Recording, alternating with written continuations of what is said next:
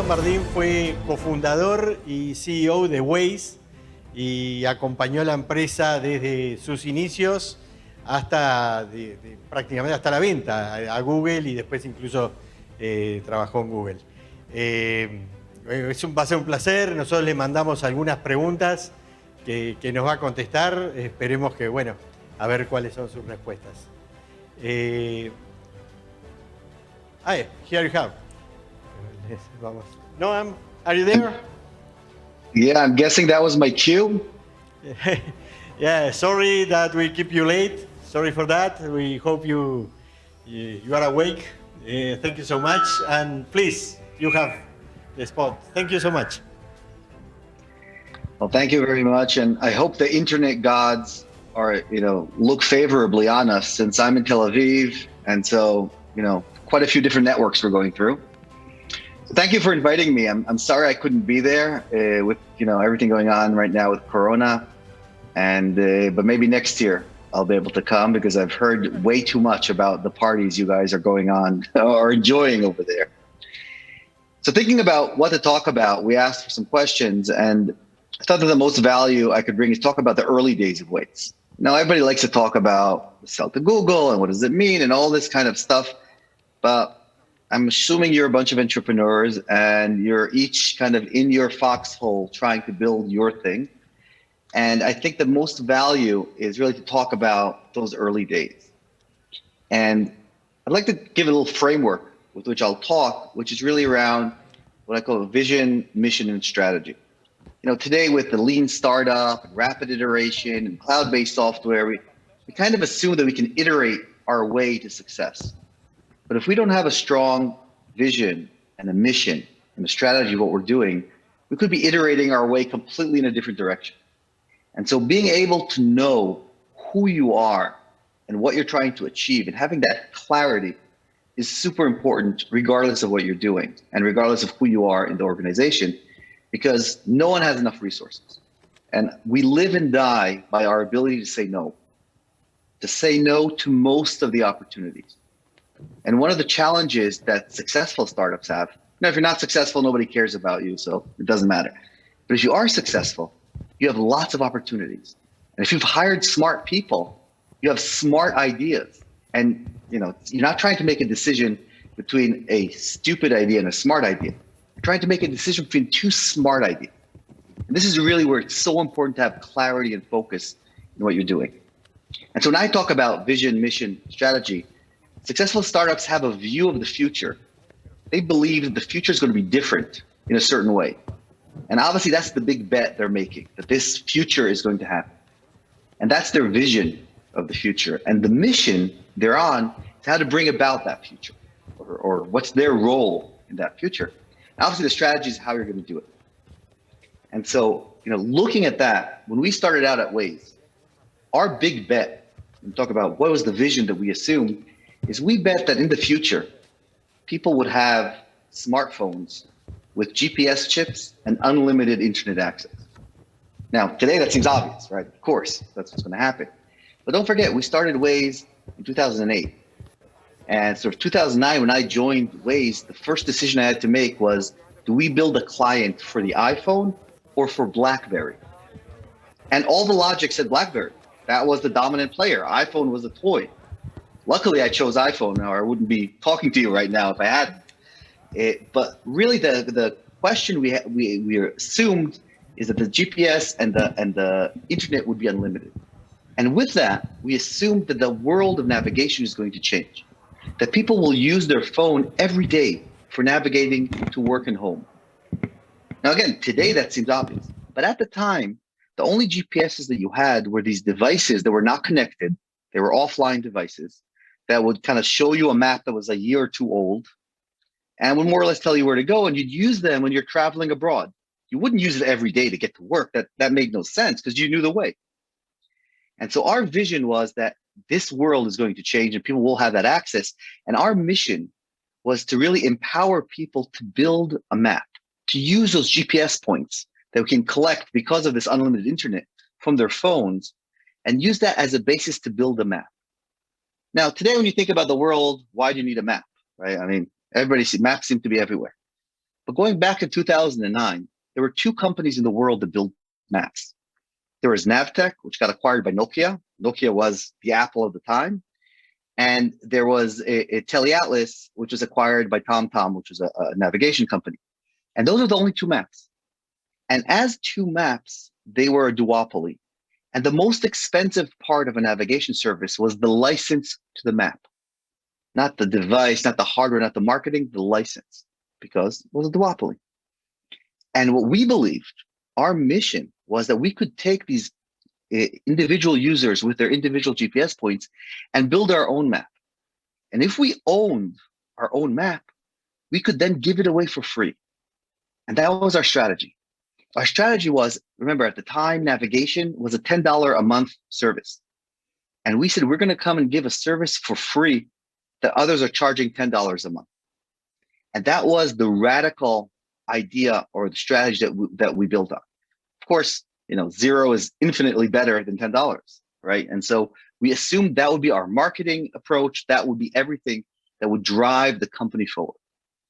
And we believed very much in the Christensen model of crossing the chasm, right? We assumed that in the beginning, our product, our maps would not be very high quality, but they'd be free. And as more people use them, because we're crowdsourcing our data and more people have GPS points and have smartphones with unlimited internet, we would begin building a map that at the end would be better than the incumbent maps. Now, this vision, mission, strategy was our focus as a company. And because we had clarity on that, it allows us to stay focused on what we were doing, and it allowed us to say no to the opportunities. And to me, this is one of the most important things when you're building your own company. What is the model with which you're going to say no? Say yes is easy. Anybody can say yes. But how do you say no to 90% of the opportunities that you have, of the good opportunities, not the bad ones, the good ones? So for us, this singular focus meant we have to build a map. If we don't build a map, then we've got nothing. And so we started building the crowdsourced infrastructure. We built the platform. We built the app. We started releasing it around the world. We had a community that began building the map. Till today, this community builds and maintains the map of Waze. And everything was going sort of as we assumed that it would. And we had just launched the service that we're talking about September 2009. And we were starting to raise our next round. And then we had our first existential crisis as a company. Google came out with what was called then Google Navigator, or today it's Google Maps, which was much better than our service. And they gave it away for free. And this was our first real crisis in that sense. We had built everything. Everything was going really well. If you looked at all of our original presentations to the board, everything's going up from the bottom left to the top right, and everything seemed well. And suddenly, this behemoth came out with a service using our strategy. Now, we built our maps with the community and with software and with people. They did it with brute force by sending cars on every road, et cetera, like the old map companies did. But they could do it. They had the money to do it. And of course, we had a term sheet from an American VC at the time. And basically, that American VC pulled the term sheet. And suddenly, we found ourselves from being the cool company that everybody wanted to be involved with to being a pariah. Nobody wanted to touch us. I know someone asked about fundraising. Fundraising is never easy. If anybody tells you it's easy, just don't believe them. It's always easy once you're done. Once you're done, you're a hero. Of course, it was easy. I got lots of term sheets, whatever. It's never easy. For our B round, I went to every VC in Silicon Valley and in Israel. And I had the door slammed in my face by every VC that existed. And of course, today the VCs will tell you different stories, but at the time, everyone saw it. And I was trying to raise $10 million on a $30 million pre, 40 million posts. Today, that's nothing, right? But in those days, that was reasonable. But I could not get the money. And we were literally running out of money. Our runway was several months, and we were running out of money. And I had one VC tell my investors that he wouldn't touch us with a stick. That was his exact definition. And of course, I remember this guy, and I make sure to tell people when I see them about him. But that was the situation we're in. Now, going back to strategy, right, about this, we asked ourselves, okay, we can't raise money from VCs. Who can we raise money from? And because Google came out with Google Maps and basically destroyed our business and our mission, everyone who was not Google suddenly became our friend. And this is one of the most important lessons I learned from this phase, is that there is always a way. If you know exactly what you are and what value you're bringing, you can figure out a way to get through what seemed like an impossible situation at the time. And so we went to Navtech, we went to BlackBerry, we went to RIM, we went to a variety of companies that were all competitors of Google. And we ended up going really deep into Microsoft. Now, Microsoft at the time had the Bing, I mean, they still do, but the Bing search engine. And they were, adamant that they were going to beat Google. And so we came to them, and the story we told them was, look, Google is going to do to maps what they did to search. They're going to get so far ahead of you that you will never be able to catch up, because maps are a living thing like search, right? The index grows, you get better at it over time, you won't be able to catch it. And we really are the only solution that can compete with Google. And Microsoft became the lead investor of our B round. Corporate investors have usually different types of decision-making process. But we had Microsoft now come in, and together with Qualcomm, we ended up raising $25 million and $100 million pre, which again, at the time was a lot of money. I know today, everything's measured in billions, right? Today, 100 million is nothing. But in those days, it was unheard of. And this was really the way we managed to get out of that hole. And I know someone asked in the questions before, was fundraising easy? I said, it's never easy. But in this specific case, it was life or death. We literally got the money from Microsoft 3 weeks before we ran out of money. It was that close. 1 month more, one vacation more, and there would be no Waze. And so we were extremely lucky. And luck is obviously a big part of everything. But more than anything, it was that clarity. We knew that we were building maps differently. We knew why maps mattered. We could decide from that who needed the maps, and we could go to the right company. And I think it's a very important message for everyone here, because right now we're in this funding boom, right? Everyone is raising $100 million rounds. That's not going to last forever. I'm an old man, as you can see. I've been through 2000, I've been through 2008. I don't know when, but at some point, the music will stop.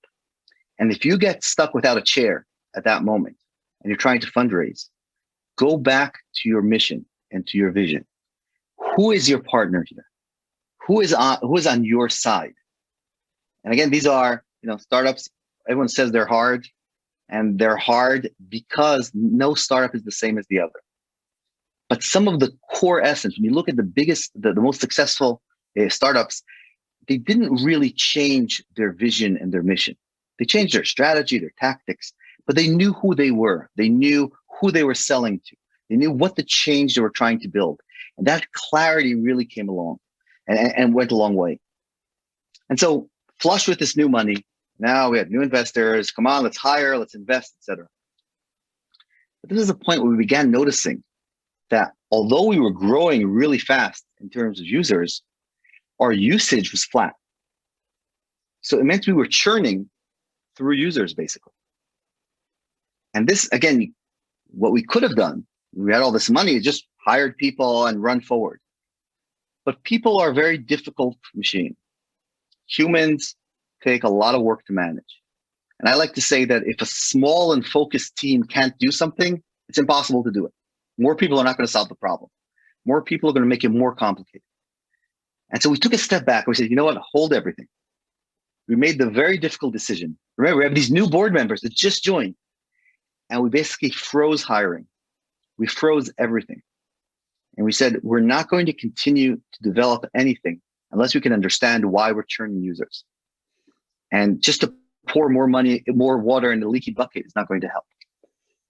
And we went back to the drawing board and we collected a lot of analytics. In those days, analytics you had to build yourself. You didn't have these analytics platforms that you have today. So we took our engineers, build analytics and to track it. We spent a tremendous amount of time with our users. We segmented users who left us, users that stayed with us. I'm talking about 2010. And we tried to really understand why they were churning. And what we learned was that, and it was very surprising, the data and what the users said correlated exactly. Usually, users say something, but the data shows something else. Here was exactly the same. We had all these hypotheses why they were churning. So maybe they don't understand the vision. Maybe they don't understand the idea of daily driving.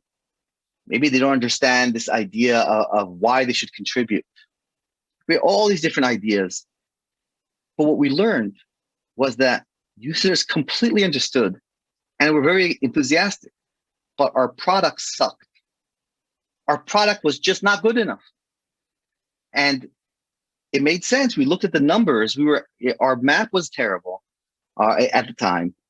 Our users were trying it. And the only difference between users who stayed with us and users who churned was their patience level. When we asked users who left, why did they leave? They would all go back to the same point of, I just got tired. I couldn't wait anymore. I understand that it's going to get better. I understand that if I use it more and more people use it, it'll get better, but I don't have the patience. And the ones that stayed had the patience. And so with that, again, comes that clarity. Okay, our problem is not a marketing problem. It's not a growth problem.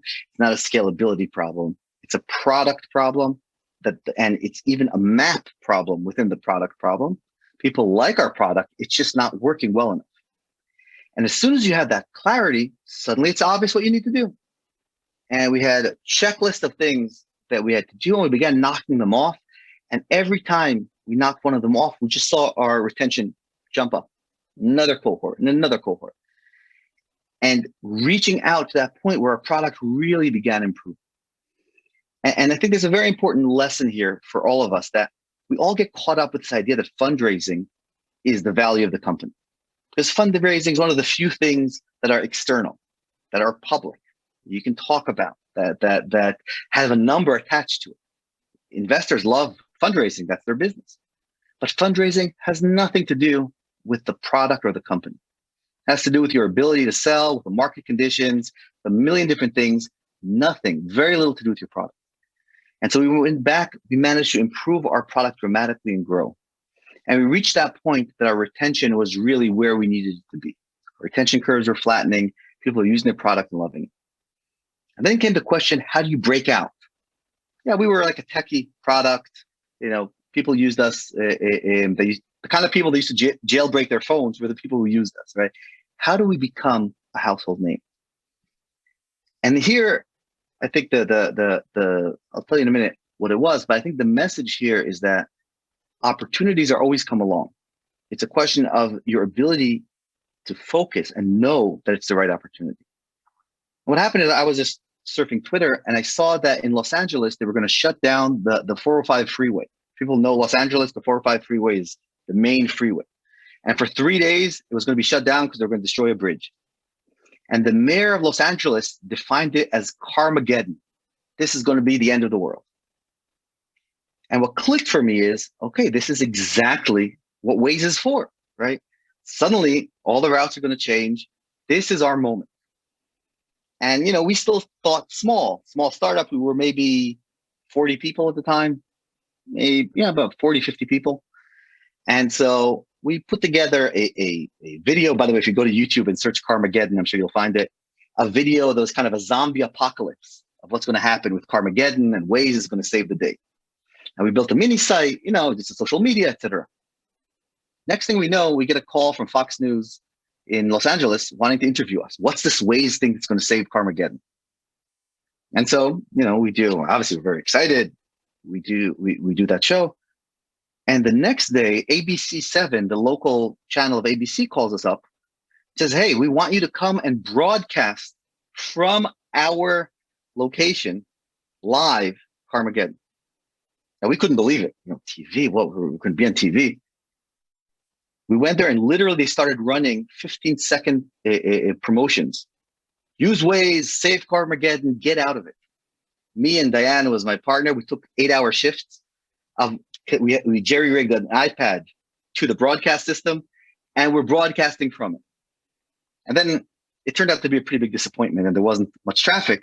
So, of course, we framed it as we saved Los Angeles. And at that moment, that was sort of our big coming out to the sort of regular users, non-techie users. And LA, until this day, is our biggest market in the US. And so that was an amazing sort of coming out point. And then several months later, Apple launched Apple Maps. And this is where we really went mainstream. And what I mean by that is the day before Apple launched Apple Maps, I got interviewed by a reporter. And it doesn't matter what I said. What matters is what they wrote. And their caption was, Apple partner says Apple Maps are going to suck, more or less. And as you can imagine, my phone blew up with extremely angry Apple people. My investors were like, this is it, Waze is over, Apple's going to destroy them, it's all done. But we had actually been playing with the beta for a while. We knew the quality that was going to come. And so the next day, from being this pariah, I became the hero who predicted it. And Apple Maps were terrible. And Tim Cook put out an apology letter to the Apple users. And in that apology letter, he said, until we get our act together and fix our maps, you can use Google, Microsoft, or Waze. Suddenly it was, what? Google, Microsoft, who's this Waze? And that was when we went mainstream in the US, and you can actually connect the dots from there to the Google acquisition.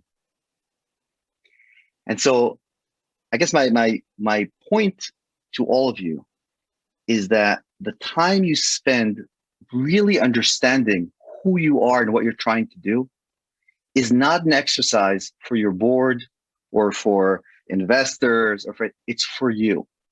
That is your tool for deciding what to do. That focus, that maniacal understanding of who you are and what matters is your most important tool to say no to 90% of the opportunities. And if you can do that, of course, you chose the right mission, but if you do that, nothing can stop you. Because as I said, a small team that's focused can accomplish anything. And more people do not solve a problem that a small focused team cannot do. I wish I was there to take some questions. But if anyone has any questions, ping me on Twitter. I'm Noam. And thank you very much. Enjoy the event. And remember, what a small team cannot accomplish cannot be accomplished. Thank you very much.